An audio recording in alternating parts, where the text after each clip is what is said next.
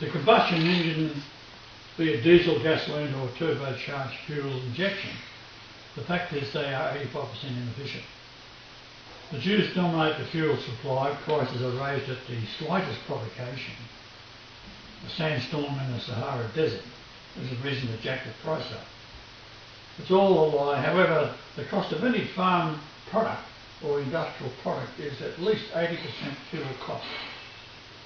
There are millions of engines in cars and trucks, so there's no point in changing to a new design engine when a relatively simple modification can alter millions of diesel engines worldwide, and this modification will work on gasoline engines as well.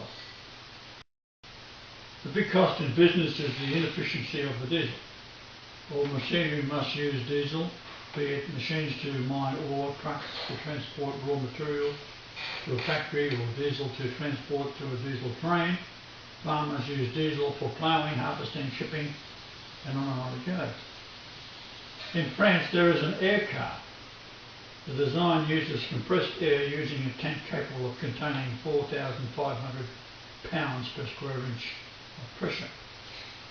The vehicle has several long carbon fibre tanks, the length of the floor. As the electrical supply is cheaper at night, the tanks are connected to high pressure pumps and are pumped up. The small car runs 200 miles on one fill, say 300 kilometres.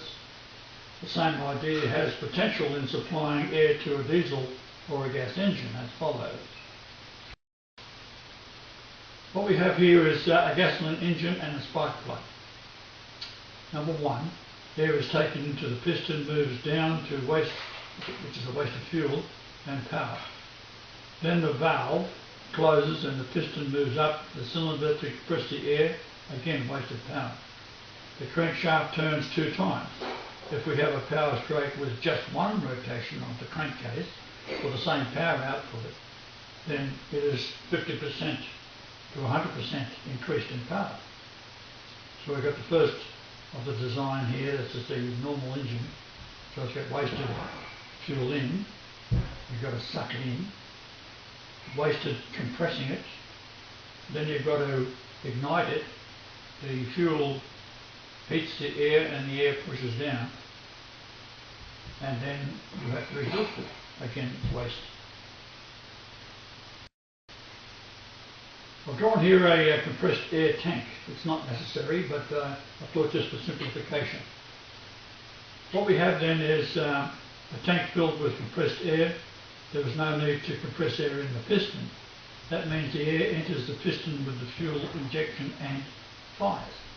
So the fuel expands the air, pushing the piston down, and then number 4, the piston moves back up, exhausting the exhaust, then the valve closes. And I say here retaining 5% of the hot gas because you want to heat the air when you're about to fire, because in a diesel the heat of the air is what fires it. But in this case the crankcase turns only once, so we've got the 5 views here. So if we say the number 1, we've got compressed air goes in. The crankcase isn't moving. We then fire it by injecting fuel, which pushes the piston down. Number 3, it's reaching the end of the stroke. Number 4, it turns back up and pushes the exhaust out. And then it goes to number 1. So you've got 1 rotation, not 2.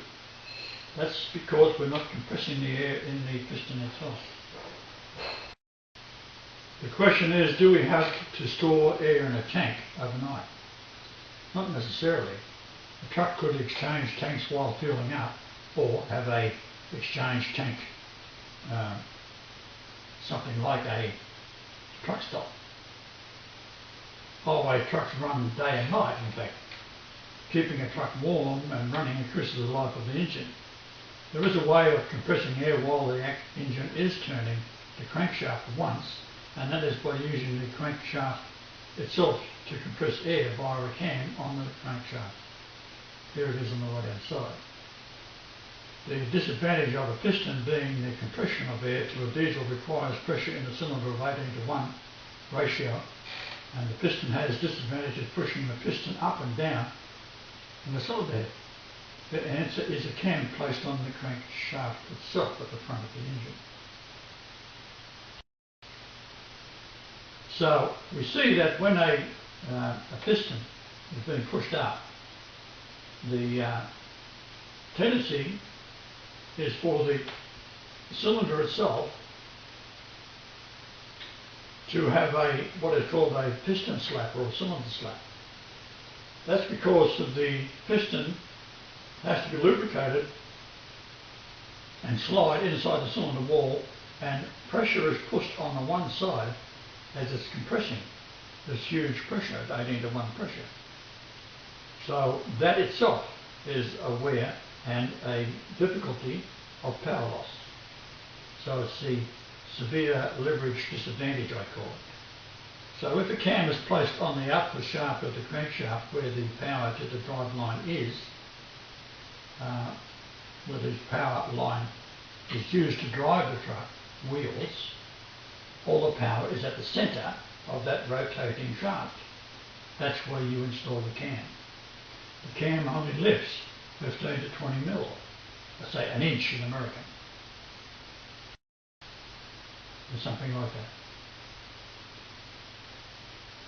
The shape of the cam can give you a slow build up to pressure, and then at the critical point where you want a maximum 18:1, the shape of the cam can dramatically alter the speed which the piston is being pushed to compress in the last few seconds at the top of the cam itself. So the shape of the cam, I've done it here, shows a little point so that the cam is raised, suddenly increases speed to the top of the top dead centre. So as said, the cam is driven by the engine output shaft. The cam lifts a wide piston, and it only has a movement of 15, maybe 20 mil, moving the compressed air into the cylinder. The compression is independent of the working power cylinder. As such, a cam can lift or compress a much wider independent piston with the same capacity of the engine piston. So if a normal piston is, let's say, 2 inches, 3 inches, 4 inches wide, then an 8-inch or 10-inch wide cylinder compression moving only 15 mils with no piston slap will compress the same amount of air required from the centre of the truck's most powerful point as a cam lifts up 15 to 20 mil.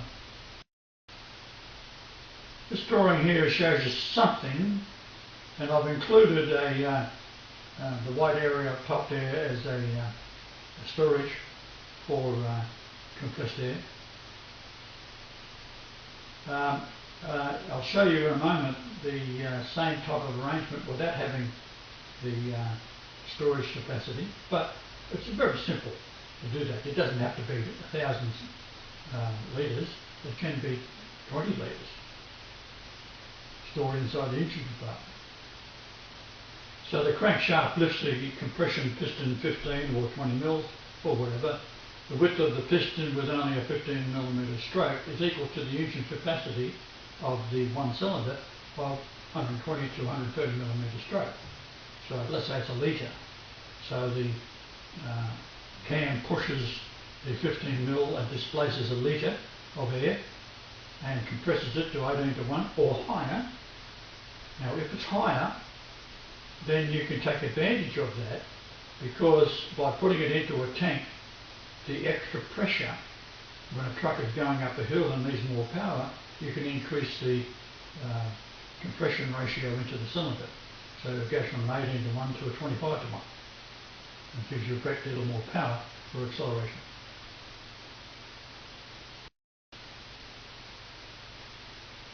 So, as I said, to store a tank of 1,000 to 2,000 litres has very little weight to it.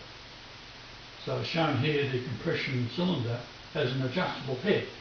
to vary the pressure. Now the adjustable head is that, you see the blue with the arrow up and down, that can be pushed in or out, reducing the size of the volume as the piston comes up. So if it's normally 18:1, and you can then increase it by adjusting the cylinder head in towards the piston that's coming up, you can raise the pressure up into the engine, so either from the tank or directly to the piston. You've got on the right hand side, it shows the white area, and the blue is the fuel coming in, and the arrow is pushing down. Now in this particular case, the stroke of the engine pushing down is much more powerful because of the configuration of the crankcase. Being on an angle, we see it's coming slightly down, but all the power is greatly increased at that angle. The next 20 or 30 degrees is where your power stroke is. You still have the piston slap problem. However, it works for the moment. Most trucks do a reasonably good job, although the fuel efficiency of a big truck is very, very poor. The Jews love it. So compressing a wide short cylinder piston by a cam off the central point of the engine output shaft eliminates the inefficient, awkward engine compression stroke and allows the cylinder to fire with each rotation of the crank shaft. As an add-on, the storage of high pressure air is a storage tank. Has the advantage of being pressurised overnight, so some vehicles it would be suited, while parked from off-peak electricity. And what happens with electricity is at night the industries don't use as much because they're closed down. They start during the day, and that's when the power is consumed. But you have electricity being produced at the same rate. So what they do is they reduce what's called the off-peak electricity consumption by lowering the price. So in Australia, for example, you have all your hot water is off-peak, which makes it cheaper and uses up the electricity. So you park your car at the office and compress the air while you're at work, or exchange the factory overhead cam for valve operation with a new configuration, which is easily achieved. You can turn it into a one rotation firing of a piston as opposed to the two rotation firing of a piston. So you immediately increase the power output of a vehicle by 100%. The new compression pump can easily be adapted to be powered by the output shaft on the front of an engine. If you look at your engine, you'll find there's a shaft right in the centre that drives all your belts for your alternator and your power steering, etc. So within a few months, factories can build exchange engines for large trucks, paid for in just a few weeks. The exchange cost to the advantage of the truck driver is that it will be paid for because he's now got a truck that is 100% more efficient and fuel-wise, and also the configuration makes the fuel last longer because of the reduction in the piston slap, etc. The engine industry will eventually supply truck manufacturers as well as trains, ships, farming equipment, and will be the last nail in the Jew's dragon coffin. Now, I've drawn this one here. This shows the dark blue area is the head that can be moved back and forth a few millimetres or a few inches, depending what you want, how you want to compress it. And then the cam, shown here, is the cam pulls in and pushes out. So if you then have the white arrow pushing fuel into the large white area, that can be a storage. And from there, you can draw pressurised air into your engine on the intake. So the intake opens. It's a simple job to make a cam on a truck. Open and close where it's in the best position to allow the air in at the top of the stroke. as opposed to opening to allow air in from your turbocharger to push the air up and then compress it. It's already compressed. That's the whole point. So the white area is storage, no external tank needed. The air is heated by exhaust.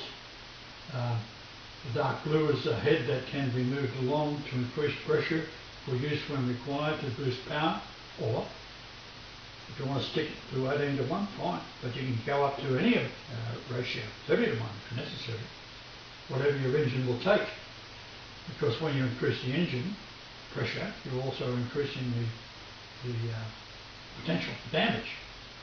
However, engines are pretty strong. So the large white area stores at 18:1 for normal pressure, or you bring the pressure adjustment in to make it a higher pressure, and then you store that in the white area, or again directly to your engine. It's all optional. So I've drawn this here to show you how the cam sits on the centre of the engine. It's not to scale, mind you. So you can also use the principle of what a steam engine does when it was first invented. What they did was they pushed the air out with steam, and then by injecting a droplet of water into it as a vapour, it cooled the steam and therefore created, as the steam shrunk back down to being water again, it created a vacuum, and the air pressure, atmospheric pressure, would push the piston up. And so that is how a steam engine works. You can do the same thing with this configuration by, once the piston has been pushed down, it's hot air.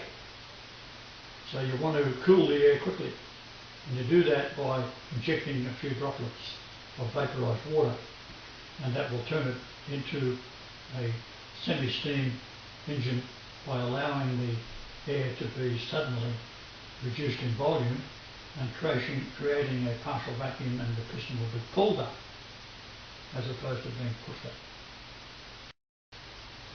So this is a reasonable area of how it would work on the front of an engine. You'd have two opposing pistons, and as the cam turns around it pushes back and forth, and you're building up pressure into, in this case I would suggest you go into a tank and then bleed straight off the tank. And you'd have no need for costly changes of cams or the engine manufacturer itself. But even with the changing of the cam, it is not a costly deal. That can be done very, very quickly. Within a day, you could change the cams on a diesel truck. So, as a simple addition, an engine can remain as is. It will increase efficiency. Because again, you're only doing one rotation for every firing. But if you left it where it's two rotations, then you'll still have the added efficiency of compressing air from a cam as opposed to the normal compression of a truck's piston. So Satan is finished. With this kind of idea and many others that I have, I can show you how to lift up a ship out of the water and carry it and drop it in the middle of the desert. That's what I can do. I can show you how to build a train where you don't have rails anymore. Especially in a country like Australia, where there's 2,000, 3,000 kilometres across. I can show you how to build a train which doesn't need rails, because the biggest problem in flood seasons and so forth is that the rails get washed away. And it costs a huge amount of money to build a train rail across 2,000 kilometres, or the infrastructure of a nation. There's many areas where you can use my idea where you don't need to have rail. Okay. So with these ideas, all I require is that we will do away with the patents. If you invent something, you are the inventor, but you can't stop anyone from using it. And you get paid for that forever. A small amount. Now, with this particular engine, it's free. Anyone can use it. Just all I want you to do is call it the YJBLGM matter. Checkmate. Engine. So money will be used for good. So money will be the root of all good. And Satan is gone. The Jews are out of business.